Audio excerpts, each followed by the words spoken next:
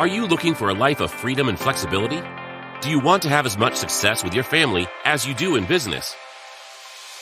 Here in the Entrepreneurial Family Man podcast, we break down the barriers and bust the myths that are keeping you from living your best life at home and at work. You deserve a thriving family, rich faith, and business success. Welcome to the Entrepreneurial Family Man podcast.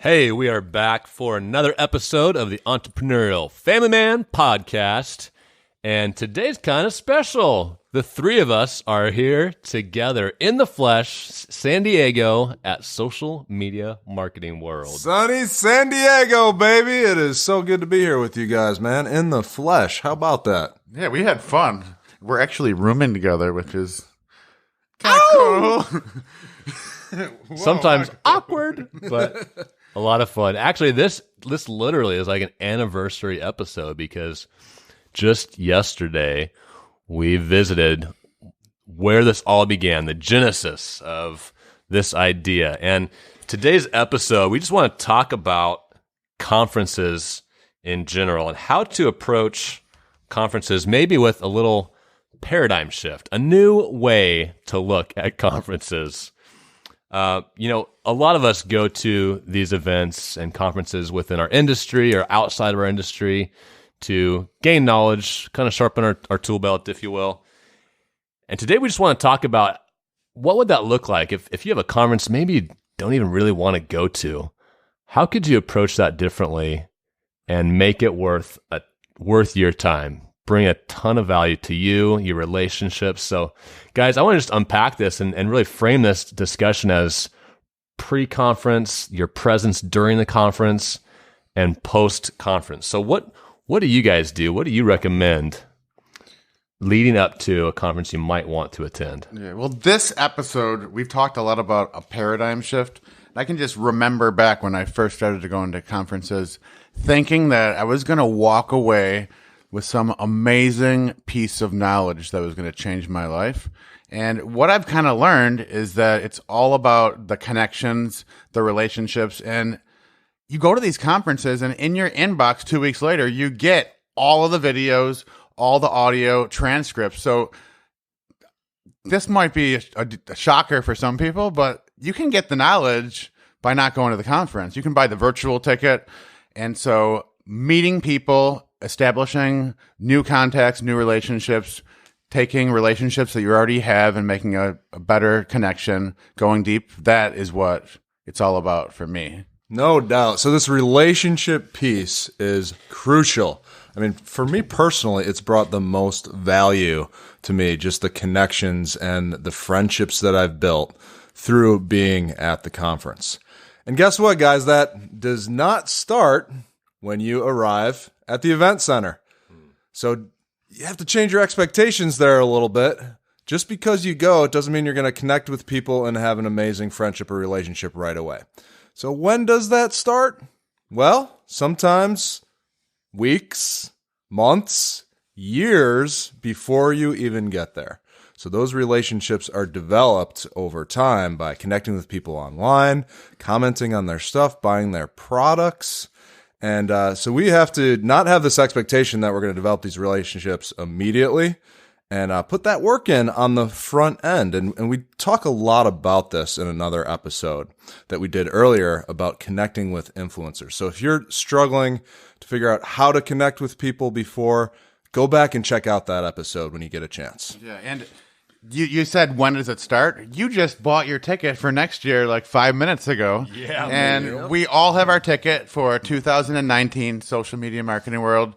We're going to have that same great meal in Coronado Beach. What was the name of the restaurant again? Miguel's. Yeah, that Miguel's is our sponsor. We highly, we're not getting an affiliate on this one, but if you're in Coronado, that's a great place. That's where we love to go. So. Yeah, I think this is a key topic leading up to a conference. What are some conferences in your industry that either you've gone to in the past or you haven't yet gone to, but maybe you know people that do, and maybe there's people that are a year or two out from where you might want to be. Reach out to those kind of people. What kind of value are they getting out of a conference, right? And understand, take them, if in your area, take them to lunch. Talk to them about what works for them. And, being able to really understand who it is you want to connect with, like Michael said, before you walk into the conference center. Sometimes the wrong question to ask is, okay, I'm here. Who do I get to do business with? How many cards can I give away? Who can I onboard today? Yeah. It's like, dude, you're missing the point. Like, right? Yeah. Yeah, absolutely. And it's just not about what happens within the conference walls, too. It's so much more than that. So on that same vein of preparing before you show up, think beyond just the event.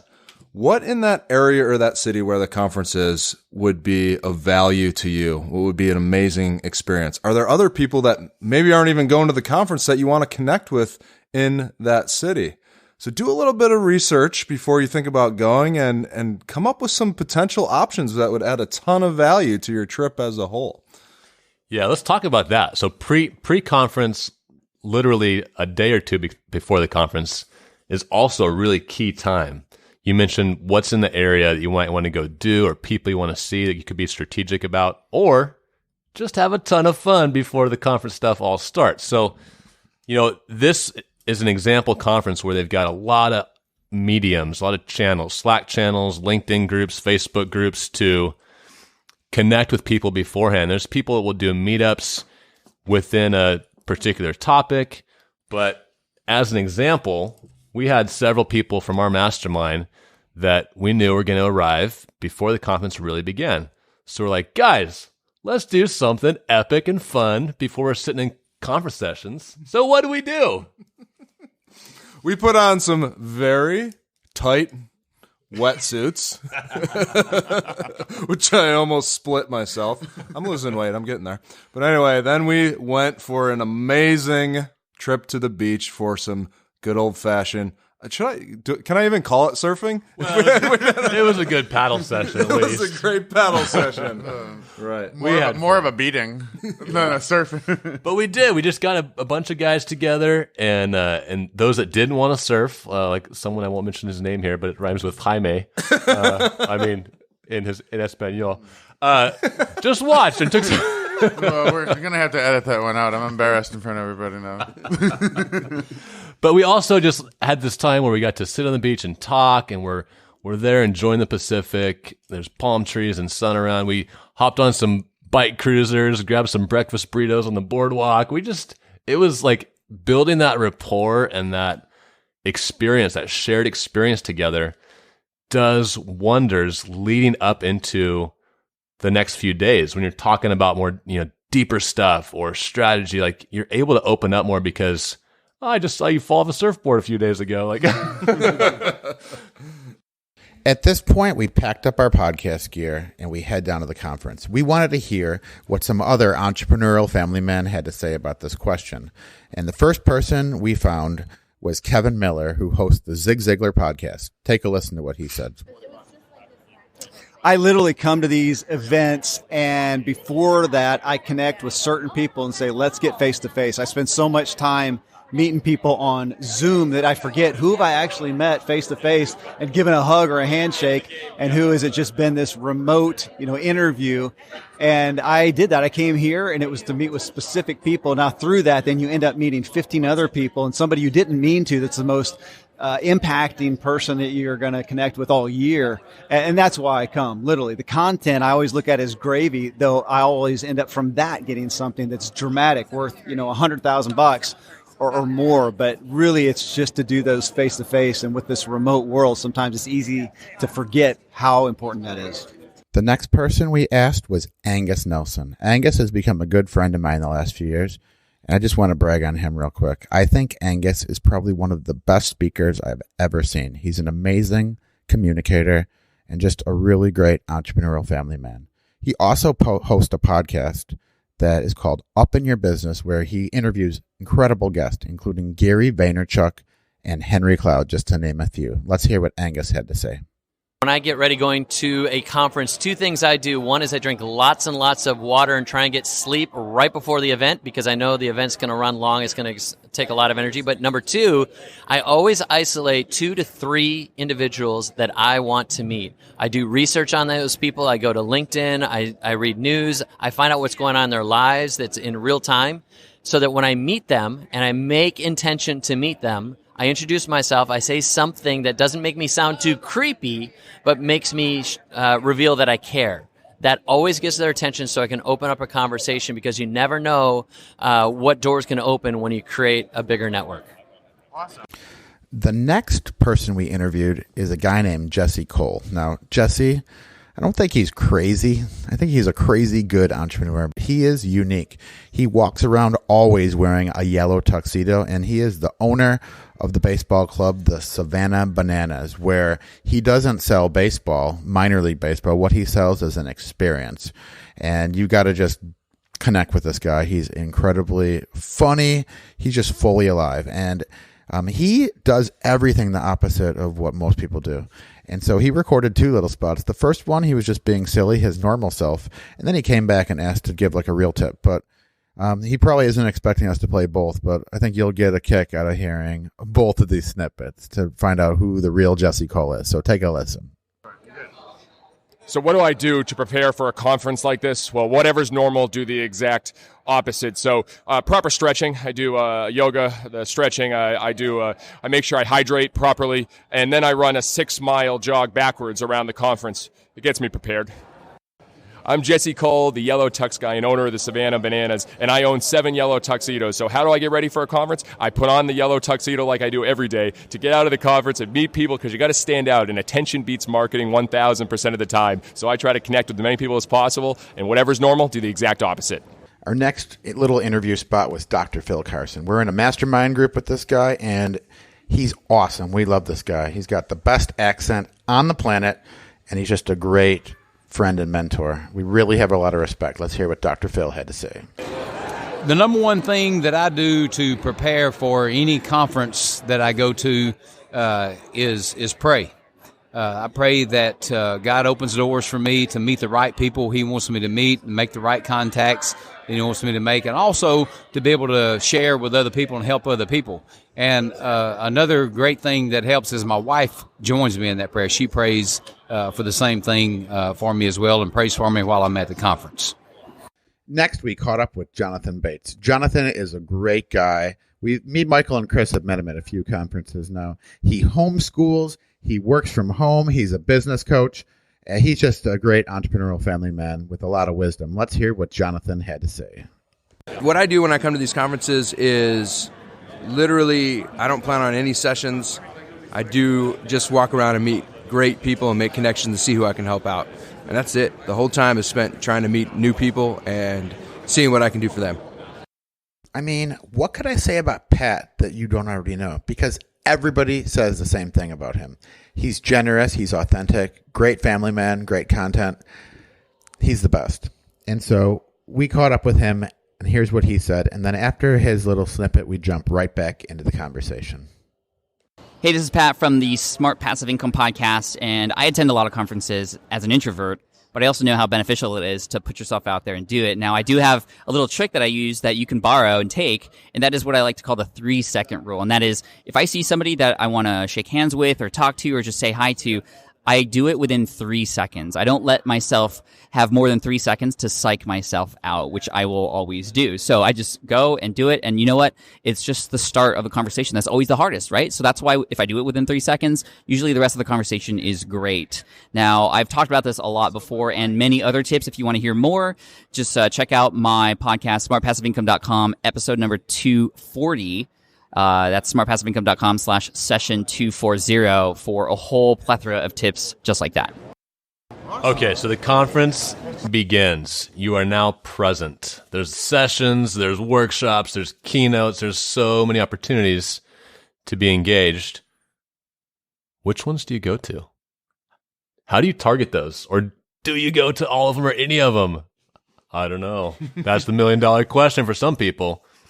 But I think there's so much value.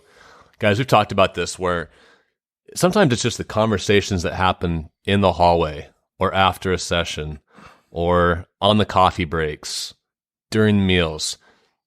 That, I believe, and we can probably speak to this from each of our perspectives, that's been huge, and that the bigger ROI in relationships and value happens there. Because we just talked about most of these conferences, you can get the audio files or the PDFs or the handouts afterwards. Don't forget that it's the people and the relationships here that make a conference and that really can help you and level you up. So this is nothing new. You guys know relationships are crucial, especially to building a business and to just enjoying yourself in general in life. So let me give you an example of what happened. I believe this was last year at Social Media Marketing. I ran into somebody in the networking plaza just outside the main conference area. We struck up a conversation, and he told me a little bit about his business. I told him a little bit about myself, and so I said, "Hey, why don't we sit down and just talk about what's going on in your life and what challenges you're facing?" I didn't talk to this guy with any expectation that I would work with him or anything like that. I just wanted to connect with people and add value. And 1 year later, he ends up joining my mastermind group and spending several months with me in my business too. So you just never know what's going to come out of these relationships. And let me fill in some of the gaps too. That wasn't our only interaction. I would check in with him, ask how he's doing, develop that rapport, deepen that relationship over, I think it was a year later when he ended up joining my mastermind. So you really have to think through the lens of long-term, I'm going to develop relationships. That's just going to be what I do. It's not so that I can get this thing. It's because that's who I want to be, is someone who adds value and connects with people. Yeah, that's good, Michael. I like that. I would add to that as well that there's these meetups and get-togethers where people have their guard down, and it was funny, but they gave us a little. It wasn't a quiz, but a little sheet, almost like bingo, where you're to go around and ask people questions. That is where the magic happens. You're there with, use those connections that you have. Chris, you were struck up a conversation with Cliff Ravenscraft, and you brought me into that. Every time you go there, you can get a little bit more connected with somebody that you'd met previously. And I'll tell you, the problem that I had, and maybe you're like this too, is that the first couple times you go to a conference, you might not know anybody. Or so you might want to think about bringing somebody along with you. Use your existing network to put the word out there to some friends or acquaintances. If you know somebody who's going to be there anyway, chances are that they're looking for a roommate. I mean, that's the reason why we shared the room, is that we're in San Diego downtown. It's expensive, and then we get to connect and network with ourselves. So 3 years ago, I roomed with Jim Judge. Last year, I was with Michael. Same Michael over here, and just rooming and connecting with people that you're going to. So we flew out from Nashville, and there was 4 of us flying together. We started this conference before we even hit to the skies. We were making meaningful connections, going deep about our lives and our businesses, and it was great. So don't just have like tractor beam on, I got to get there and get in the sessions and make these 8 meaningful connections.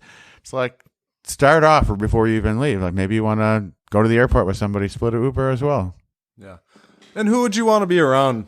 Would you want to be around somebody that is forcing their business card on you and talking about how they can help you? Or do you want to be around someone that you're just going to enjoy talking with and having a good time with? So there's times where you can be bold and just say, hey, let's go to lunch. Like, let's go grab something to eat. It's a beautiful day. Let's find a cool place and we can just hang out a little bit. Oh yeah, and by the way, let's grab these 2 people too. Come on with us. We're going to go have lunch. Just kind of be bold about it and don't overthink this thing of how am I going to sell to them? How am I going to connect with them so they can help me with my business? Relax a little bit and just let that relationship develop. Yeah. Michael, share the story about what we did with the mastermind with Lady J and her mother, about how we all just got together. You mind sharing that? Oh man, it was such a cool story. So this fellow coach, Lady J, Giovanna Ellison, did such a cool thing for her mom. So she came here to San Diego, and her mom lives nearby, and she surprised her with a brand new car, which is it was such a cool thing. She invited a bunch of friends and people from our mastermind group to experience the whole thing. And we got to watch as tears of joy streamed down her face because she used to take the bus to the doctor's office for her cancer treatments. And now she had her brand new, or not a brand new, but a really nice car of her own to take to those appointments. And we got to share in all of that joy. And it was so fun. Yeah, there were like 20 of us. I mean, it was one of those things that you just don't, you're not going to forget. I mean, literally, she just invited a few of us. It grew. And then we had so many people there that we were literally like the wall blocking the car as she presented her mom some roses and just thanked her. And I think her mom was like thrilled just for that. She thought there was just a surprise in meeting a bunch of her friends, a bunch of her people.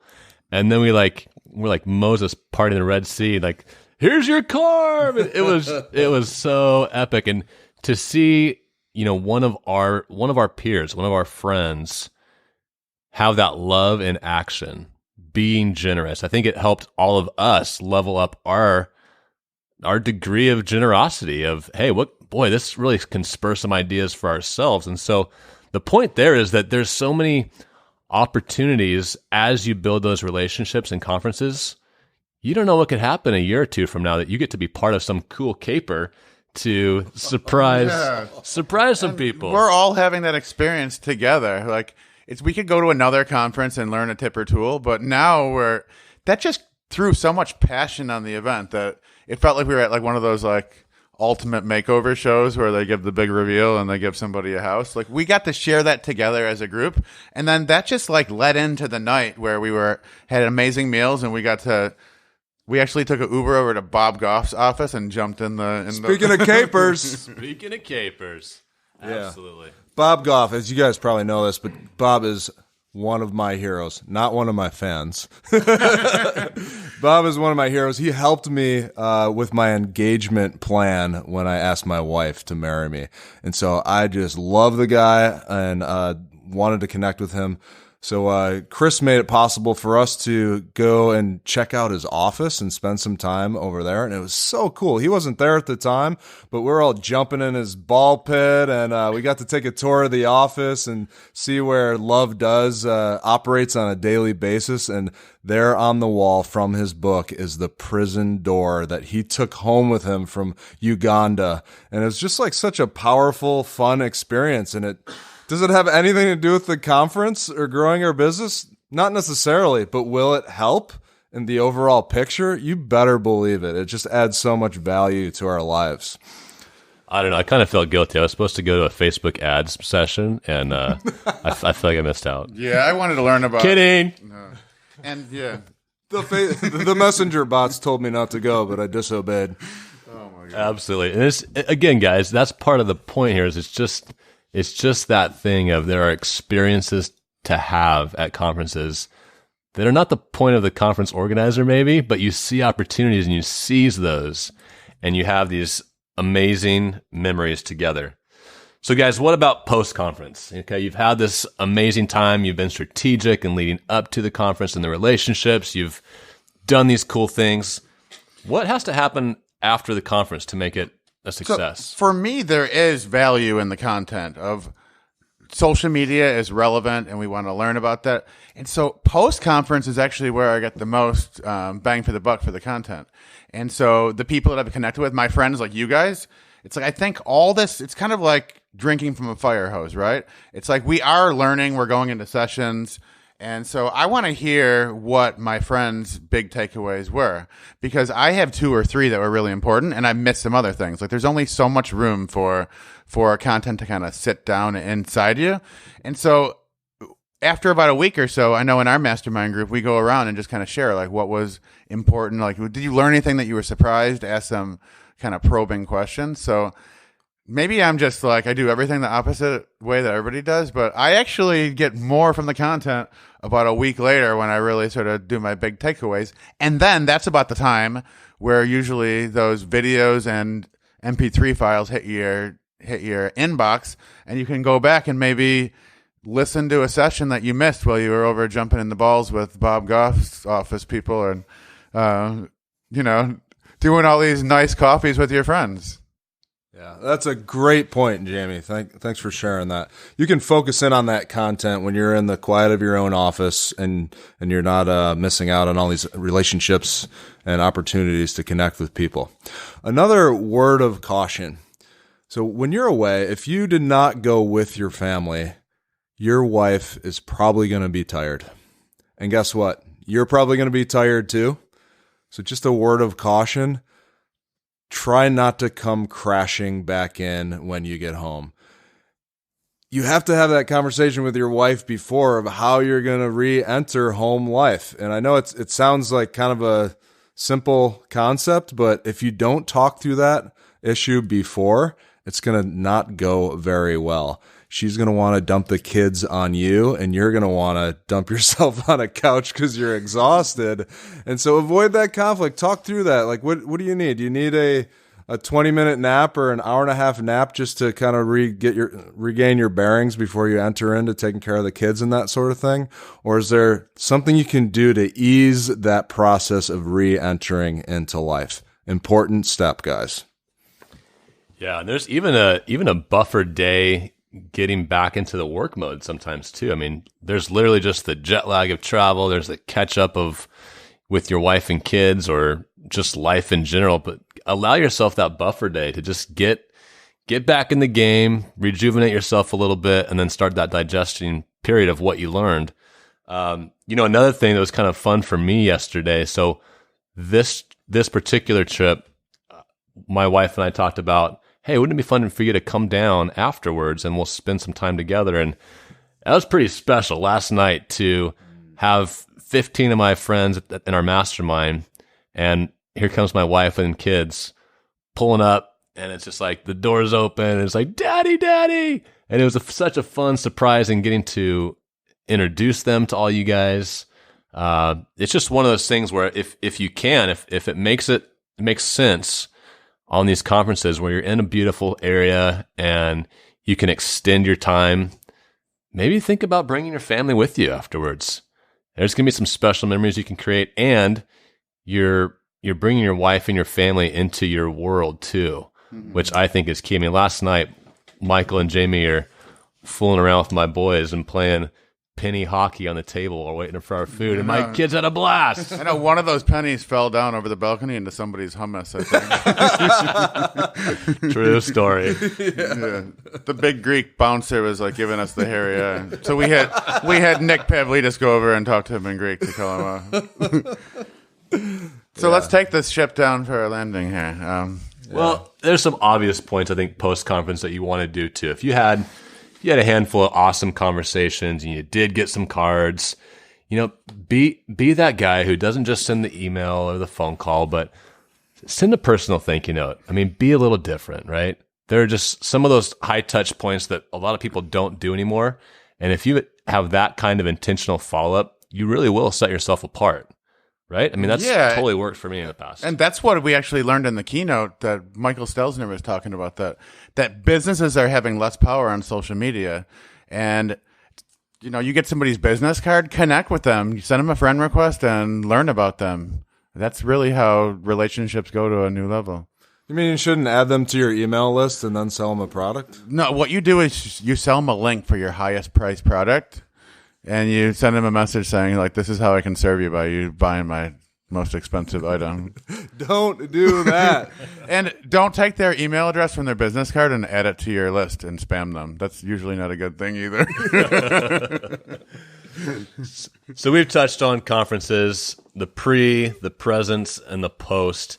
And I just challenge you. Maybe there's a paradigm shift you might need in this space. How could you approach conferences differently, whether that's in your industry, outside of your industry? Are there people you want to connect with on multiple levels?